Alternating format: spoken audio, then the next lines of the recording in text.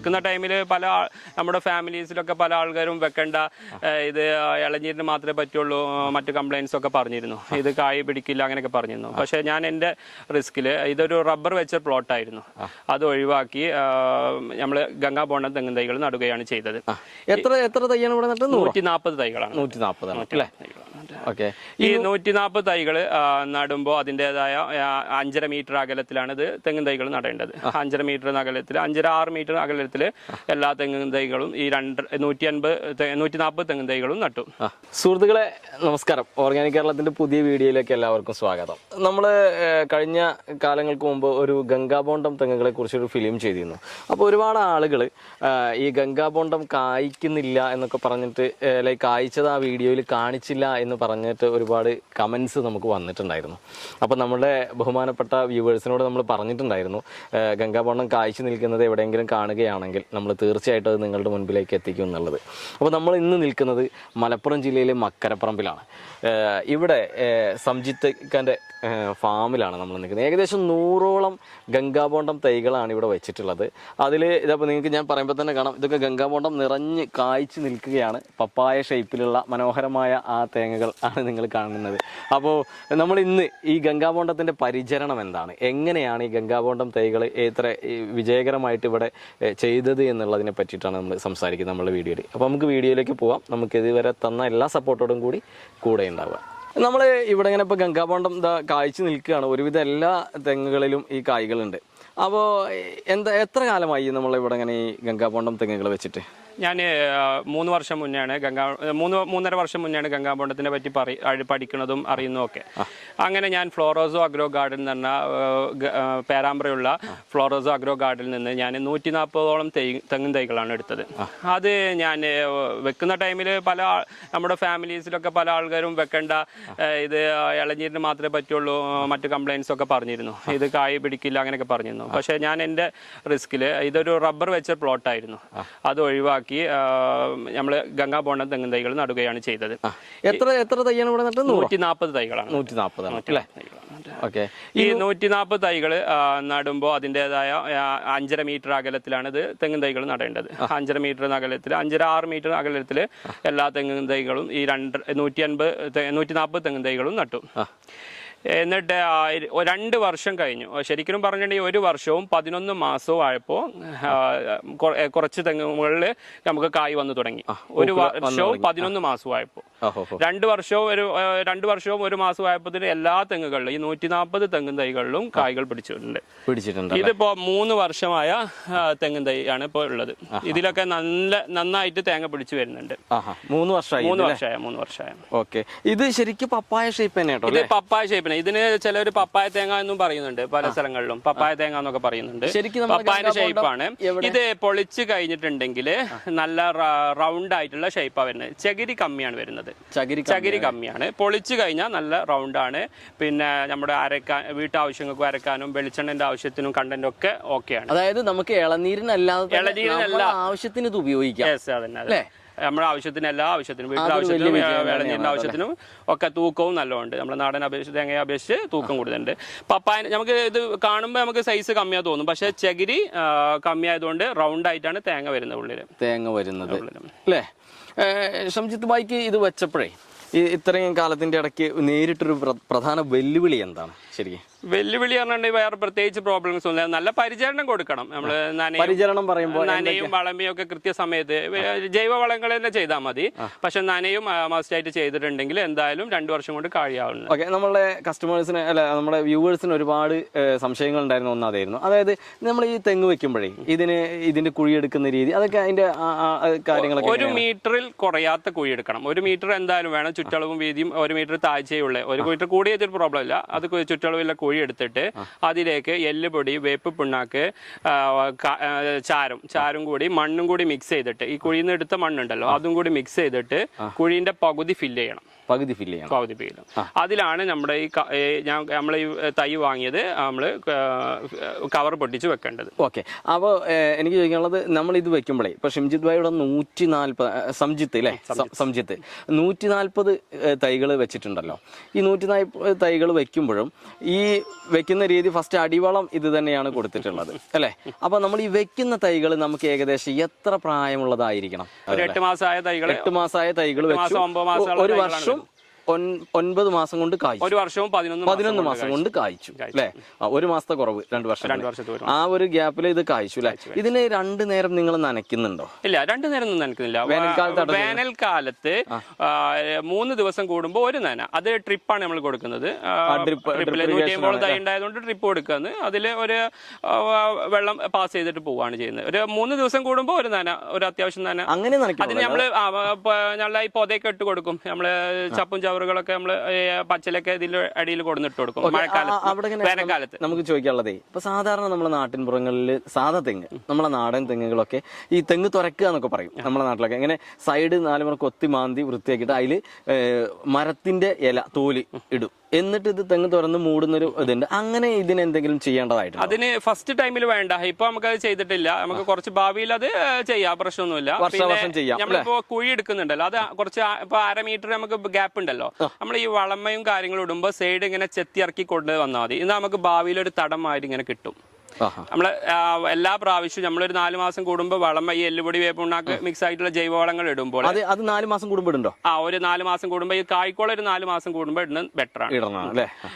അപ്പൊ ഇടുമ്പോ നമ്മള് സൈഡ് ഇങ്ങനെ ചെത്തി കുറച്ചിട്ടാ മതി, സൈഡ് ചെത്തി ഇറക്കി ഇങ്ങനെ കൊണ്ടുവരിക. അങ്ങനെ ആവുമ്പോ എന്താ വെച്ചിട്ടുണ്ടെങ്കിൽ നമുക്ക് ഭാവിയിൽ 2 വർഷം കഴിയുമ്പോൾ തടം മാറി കിട്ടും. നമ്മള് നിങ്ങൾ പറയുന്ന മാതിരി തന്നെ നല്ല തടം മാറി കിട്ടും ചെയ്യും.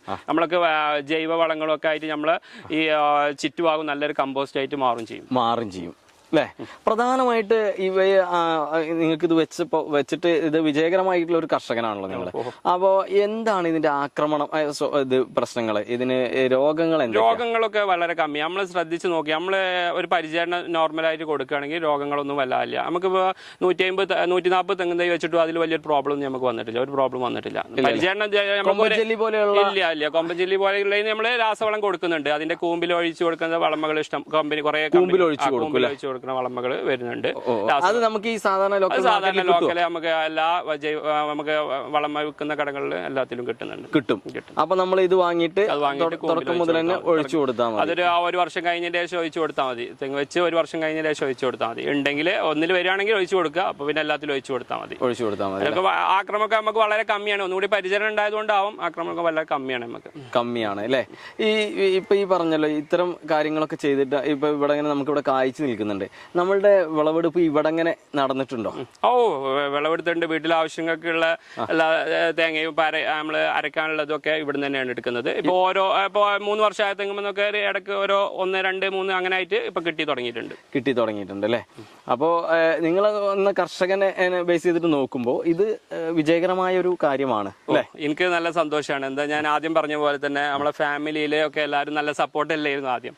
ഇപ്പൊ ഇത് കായ്ച്ച് കാണുമ്പോ എല്ലാവരും വന്ന് കാണണം. റബ്ബർ വെട്ടിയിട്ടാണ് അന്ന് കുറെ ആളെ ഫെയിലർ ആവുമെന്ന് പറഞ്ഞതൊക്കെ ഇപ്പോ നല്ല രീതിയിൽ നമ്മളോട് സന്തോഷം. നമ്മളൊരു ഈ പ്രായത്തിൽ തന്നെ സക്സസ് ആയ ഒരു കർഷകർ എന്ന് പറയുമ്പോൾ എല്ലാവർക്കും നല്ല സന്തോഷമുണ്ട്. വേറെന്താണ് നമ്മളെന്താ ചെയ്യുന്നത്? നമുക്ക് ഫർണിച്ചറിന്റെ ഫീൽഡാണ്, മലപ്പുറം. കൃഷിനോടുള്ള അതിയായ താല്പര്യം കൊണ്ടാണ്. അപ്പൊ ഇതിന് സമയം കിട്ടുന്നുണ്ട്, ഇതിന്റെ സമയം കിട്ടുന്നുണ്ട്. രാവിലെ ഒരു നമ്മളെ സുബഹിസ്കരിച്ച് കഴിഞ്ഞാൽ ഒരു 5:30 ടൈം ആയി കഴിഞ്ഞിട്ടുണ്ടെങ്കിൽ പിന്നെ കൃഷിയുമായിട്ടുള്ള കുറെ കാര്യങ്ങളിലേക്ക് ഇറങ്ങുന്നുണ്ട് അല്ലേ? പിന്നെ ഷോപ്പ് പോകുമ്പോൾ 10 മണിയാകുമ്പോൾ ഷോപ്പ് പോകുമ്പോൾ എല്ലാ കാര്യങ്ങളൊക്കെ തീർക്കും അല്ലേ? നമുക്കൊരു കാര്യം ചെയ്താലോ, ഇതിന്നൊരു തേങ്ങ എടുത്തിട്ടേ നമുക്കൊന്ന് പൊട്ടിച്ചിട്ടൊന്ന് പൊളിച്ചു നോക്കിയാലോ, ജനങ്ങൾക്ക് ഒന്ന് കാണാൻ വേണ്ടി? കാണാലോ. ഓക്കെ, നമുക്ക് ചെയ്യാം. ഇത് അത്യാവശ്യം വെള്ളഞ്ഞൊരു തേങ്ങയാണ്. ഇതിലിപ്പോ ഒരു 2-3 ഉണ്ടായിരുന്നു, അത് വീട്ടിലെ ആവശ്യങ്ങൾക്ക് എടുത്തായിരുന്നു. ഇതിപ്പോ നമ്മൾ പൊട്ടിച്ച് നമുക്കൊന്ന് ഇതിന്റെ നോക്കാം എങ്ങനെയുണ്ട്. ഏറ്റവും വലിയ എളുപ്പം എന്ന് പറയുന്നത് കയറി പൊട്ടിക്കേണ്ടെന്നുള്ളതാണ്. വലിയൊരു ഗുണം അത് തന്നെയാണല്ലേ? കൊള്ളാം, നമുക്കൊന്ന് പൊളിച്ചു നോക്കി. പപ്പായ ഷേപ്പുള്ള തേങ്ങ അല്ലേ? പിന്നെ നിങ്ങൾ ആദ്യം പറഞ്ഞ മാതിരി തന്നെ ഏറ്റവും സുഖം തന്നെയാണ്. പെട്ടെന്ന് തന്നെ നമുക്ക് ആർക്ക് വേണമെങ്കിലും ഇടാൻ വന്നിട്ട് പറിച്ചെടുക്കാം. ഇപ്പൊ പണിക്കാരൊക്കെ കിട്ടാനുള്ള പ്രോബ്ലം. പക്ഷെ നിങ്ങളിത് കാര്യമായിട്ട് നോക്കുന്നുണ്ട് കേട്ടോ, അതുകൊണ്ട് എല്ലാ തെങ്ങുകളും കായ്ച്ചു നിൽക്കുന്നുണ്ടേ. ഇത് പറഞ്ഞ മാതിരി തന്നെ നമുക്കൊരു സ്നേഹവും കാര്യങ്ങളും ഇതിനോടുണ്ടെങ്കിൽ നമ്മൾ ഇതന്നെ കൊടുക്കണല്ലോ. ഈ എല്ലുപൊടിയും വേപ്പും രാസവളങ്ങൾ ചെയ്തിട്ടില്ല, ജൈവ വളങ്ങൾ തന്നെ ചെയ്തിട്ടുള്ളൂ. രാസമരുന്ന് നമ്മൾ ഇതിന്റെ കൊമ്പൻ ചെല്ലിക്ക് മാത്രം വരുന്നുണ്ട്. പറഞ്ഞ പോലെ അത്യാവശ്യം വലുപ്പം അല്ലേ? ആ വലുപ്പമാണ്. ഞാൻ പറഞ്ഞില്ല, ചകിരി വളരെ കമ്മിയാണ്. നമ്മുടെ നാടൻ തേങ്ങനെ പൊട്ടിച്ച് നോക്കണേ. നിങ്ങൾ ഇതിന് വെട്ടിയെത്തിയിരുന്നുണ്ടോ? എടുക്കാം. നമുക്ക് ചകിരി വളരെ കമ്മി. ചകിരി കമ്മിയാണ് പറഞ്ഞ പോലെ. കാരണം എന്താ വെച്ചാൽ ജനങ്ങൾക്ക് ഇതിന്റെ കാമ്പും കൂടി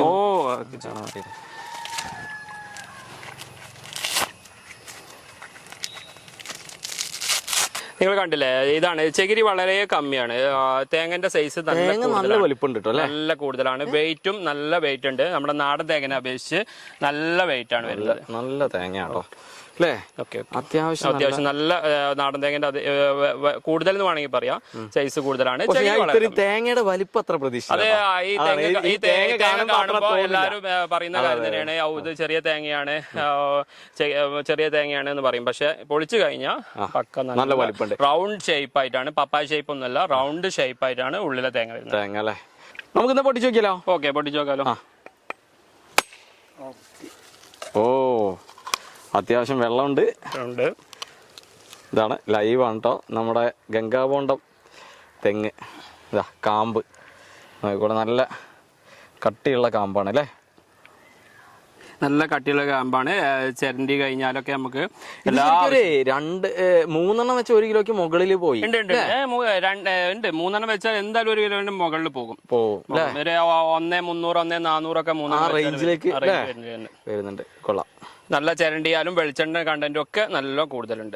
പ്രോബ്ലം ഇല്ല. നാടൻ തെങ്ങിനെ കാട്ടി അപേക്ഷിച്ച് എന്തുകൊണ്ട് നല്ല. ഏകദേശം സംജിത്ത്, നമുക്ക് ഒരു തെങ്ങിൽ നിന്നേ ഒരു വർഷം എത്ര തേങ്ങ കിട്ടുന്നുണ്ട് നിങ്ങളൊരു കണക്ക് പ്രകാരം? അതിപ്പോ എന്താ വെച്ചാൽ നമ്മൾക്കിപ്പോ 3 വർഷം ആയിട്ടുള്ളൂ. അപ്പൊ അത് പറയാനുള്ള ഒരു നമുക്ക് സ്റ്റേജൊക്കെ ആയിട്ടില്ല. അടുത്ത വർഷം ആകുമ്പോഴത്തേനൊക്കെ ഫുൾ ഗ്രോത്തിലേക്ക് ഇത് വന്നു വരും. ഇനി നമ്മൾ ഈ വ്യൂവേഴ്സിന്റെ ഏറ്റവും വലിയൊരു സംശയം വേറൊരു കാര്യമാണ്. അതെന്ന് വെച്ചാൽ നിങ്ങളിപ്പോൾ റബ്ബർ വെട്ടി, നിങ്ങളൊരു ധൈര്യം കാണിച്ചു, ഇവിടെ 140 വെച്ചു. ഇപ്പൊ തേങ്ങയുണ്ട്, തേങ്ങ നമ്മളിപ്പോൾ കണ്ടതിൽ നല്ല റിസൾട്ട് ഉണ്ട്. ഓക്കെ, പക്ഷെ ഈ തെങ്ങിന്റെ ലൈഫ് ഏകദേശം എത്രത്തോളം? ഏതെങ്കിലും ഭാഗങ്ങളിൽ ഈ ഒരു തോട്ടം വർഷങ്ങളോളം നിൽക്കുന്നതായിട്ട് അറിവിലുണ്ടോ? ഉണ്ട്. ഞാൻ ഇപ്പൊ 150 വെക്കുന്നത് കാരണവും ഇത്രയും നാട്ടിലും നമ്മുടെ ഫാമിലി ഇത്രയും സപ്പോർട്ട് ഇത് വെക്കുന്ന ടൈമിൽ ഇല്ലാത്തത് കാരണവും ഞാൻ ഇത് പൊള്ളാച്ചിയിൽ പോയി ഇതിന്റെ തോട്ടങ്ങൾ കണ്ടതാണ്. അവരൊക്കെ ശരിക്കും 25 വർഷം 30 വർഷം വരെയുള്ള നമ്മള് കണ്ടിട്ടുണ്ട്, തെങ്ങുകൾ കണ്ടിട്ടുണ്ട്. നാടൻ തേങ്ങ ഈ 30 വർഷം ആകുമ്പോഴത്തേന് ഈ നാടൻ തേങ്ങന്റെ ഡബിൾ തേങ്ങയും അതിന്റെ പ്രോഫിറ്റും അവരെടുക്കുന്നുണ്ട്. അപ്പോ നമുക്ക് 30 വർഷം നമ്മൾ കണ്ടും ചെയ്തു. അവര് 60 വർഷം അല്ലെങ്കിൽ 50 വർഷം നാടൻ തേങ്ങ ഉണ്ടാകണെങ്കാട്ടിയും അതിന്റെ പ്രോഫിറ്റ് കൂടുതൽ ഓൽക്ക് തേങ്ങ കൂടുതലായിട്ട് കായ്ക്കുന്നുണ്ട്. അപ്പോൾ അതിന്റെ പ്രോഫിറ്റും കിട്ടുന്നുണ്ട്. അപ്പൊ പിന്നെ നമുക്കൊരു പ്രോബ്ലം ഇല്ലല്ലോ. 30 വർഷം വരെയുള്ള നമ്മൾ കണ്ടിട്ടുണ്ട് അല്ലേ? സുഹൃത്തുക്കളെ, നമ്മളെ ഗംഗാബോണ്ടം തെങ്ങുകൾ ഒരുപാട് ആളുകൾ ഇങ്ങനെ പറഞ്ഞപ്പോൾ നമുക്കൊരാഗ്രഹം ഉണ്ടായിരുന്നു, ഇതിൻ്റെ ഈ കായ്ച്ചു നിൽക്കുന്ന ഈ തോട്ടത്തിലൊന്ന് പോകണം, എന്തൊക്കെയാണ് അവിടുത്തെ വിവരങ്ങൾ, ഇതിൻ്റെ ഒരു സത്യസന്ധത എന്താണെന്ന്. അപ്പോൾ എനിക്കിവിടെ വന്നപ്പോഴേ വളരെ രസകരമായി തോന്നിയിട്ടോ. നോക്കൂ, ഇവിടെ നിൽക്കുന്ന ഒരുവിധം തെങ്ങുകളെല്ലാം തന്നെ കായ്ച്ചിട്ടാണ് നിൽക്കുന്നത്. കായ്ക്കാത്തത് ഇതിങ്ങനെ മറ്റേ അതിൻ്റെ ആ കൊല വന്നുകൊണ്ടിരിക്കുന്നുണ്ട്. അങ്ങനെയുള്ള ഒരുപാട് തെങ്ങുകളുണ്ട്. പിന്നെ അതുമാത്രമല്ല, നമ്മളെ സംജീതിക്കാനെ പോലുള്ള ആളുകളൊക്കെ വലിയൊരു ധൈര്യമാണ് കാണിച്ചിട്ടുണ്ട്. ഇവിടെ ഇരിക്കുന്ന സകല റബ്ബറും വെട്ടി ഒക്കെ റെഡിയാക്കി അവിടെ കിട്ടിയിരുന്ന വരുമാനമൊക്കെ അവിടെ ബ്ലോക്ക് ചെയ്ത് ഇങ്ങനൊരു ഇൻവെസ്റ്റ്മെന്റ് ചെയ്ത് അതിലൊരു ധൈര്യം കാണിച്ചു. അപ്പോൾ പുള്ളിക്കാരൻ അത് കാണിച്ചത് കൊണ്ടായിരിക്കാം, ഇതിനെ നല്ല രീതിയിൽ പരിചരിച്ചത് കൊണ്ടായിരിക്കാം, എന്തായാലും വളരെ നല്ല രീതിയിൽ ഇവിടെ നല്ലൊരു റിസൾട്ട് ഉണ്ട്. ആ തേങ്ങ ഇതുണ്ടോ, ഇതിൻ്റെ കാമ്പും കാര്യങ്ങളൊക്കെ നമുക്ക് പ്രതീക്ഷിക്കാൻ കഴിയില്ല കേട്ടോ. ഞാൻ ഈ തേങ്ങ പൊളിക്കുമ്പോഴേ വളരെ നിങ്ങൾ തന്നെ കണ്ടില്ല, ആ തെങ്ങുമ്പോൾ നിൽക്കുന്ന തേങ്ങയുടെ മുക്കാഭാഗം ഇത് തന്നെ ഉണ്ട്, ചകിരി വളരെ കുറവുള്ളൂ.